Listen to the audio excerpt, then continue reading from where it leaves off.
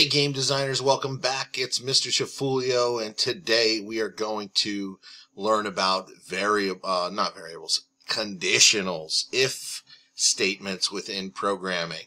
Oh, they're so much fun and you can do so many cool things with them. Let's get right into it. So last time we had our health diminishing each time one of these cubes collided with our player. So today we're going to have, once the player reaches 0 on his health, we want him to disappear. So we want to see the consequences of this math that we're doing here with our health bar. So the first thing we're going to do is we're going to create a new variable under our list of variables. This is also going to be a public variable, and it's going to be a game object. So game object with a capital G and a capital O. And you can see MonoDevelop does a nice job of auto-completing. When you know a little bit about what you're looking for, it'll give you the suggested finish.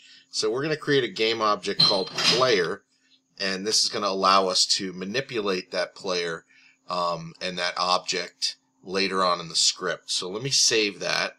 So I'm just going to hit Control S, jump back into Unity, into my inspector, and let's click on our cube now, this guy here.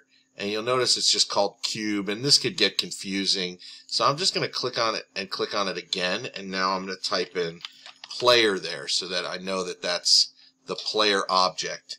And you'll notice down here I can take and drag that object straight into my new player variable here, where it's asking for what game object is this player game object, and I'm taking my player. You don't have to have this named the same thing as the game object that you're using. It doesn't have to have the same name as the variable. That doesn't really matter.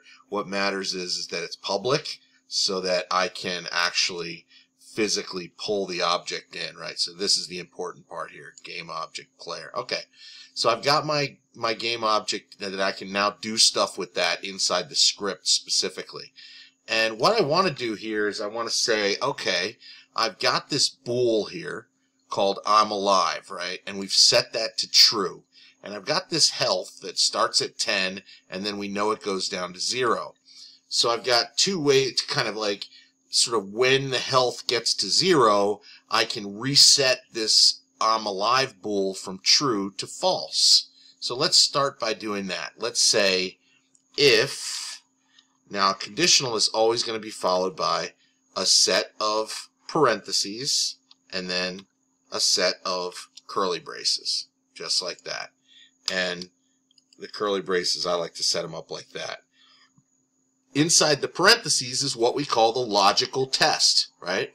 The computer program is reading whatever's inside those parentheses and saying to itself, is this true or is it false? Or in other words, is it a 1 or is it a 0?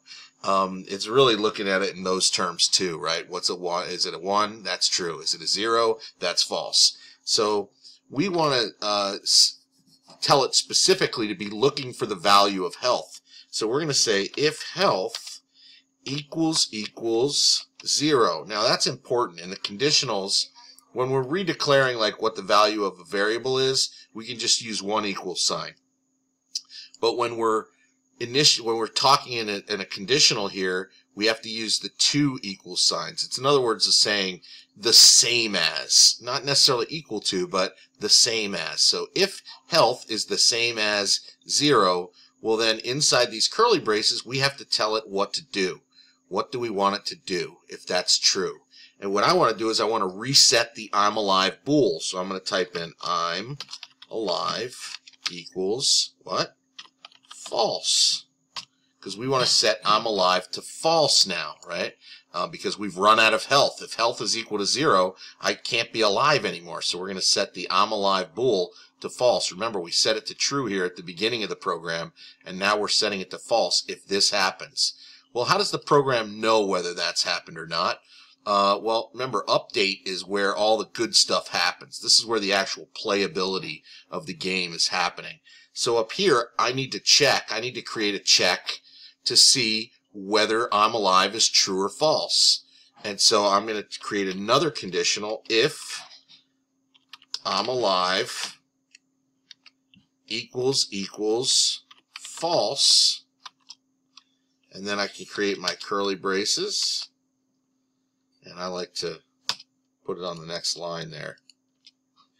So what do I want to have happen if I'm alive equals false? Well, we don't really have a death animation for our character or anything like that, but we can just make it disappear. How about that? When our player reaches 0 in its health, it's just going to disappear. So I'm going to type in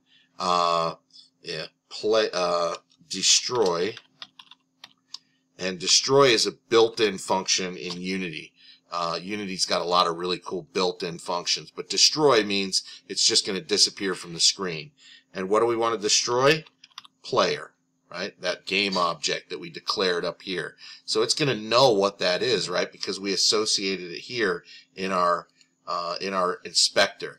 So once we've got that set up, I'm going to hit File, Save to save the new script, and we'll come over and we'll take a look. Clear our console so we can watch the score go down, and we can say play, and let's watch and see if he disappears. Oh, it worked. It worked. Okay, we should probably have it say like game over or something like that, right?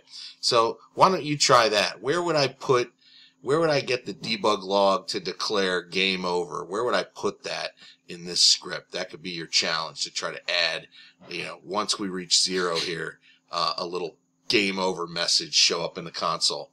Okay, great job. You learned a little bit about conditionals, and sometimes we have an else associated with them. In the next lesson, we'll incorporate an else statement into a conditional so that we can have one or the other thing happened depending on whether this, our logical test, is true or false. Okay, great job. Thanks for listening, and good luck getting the game over to report to your screen there.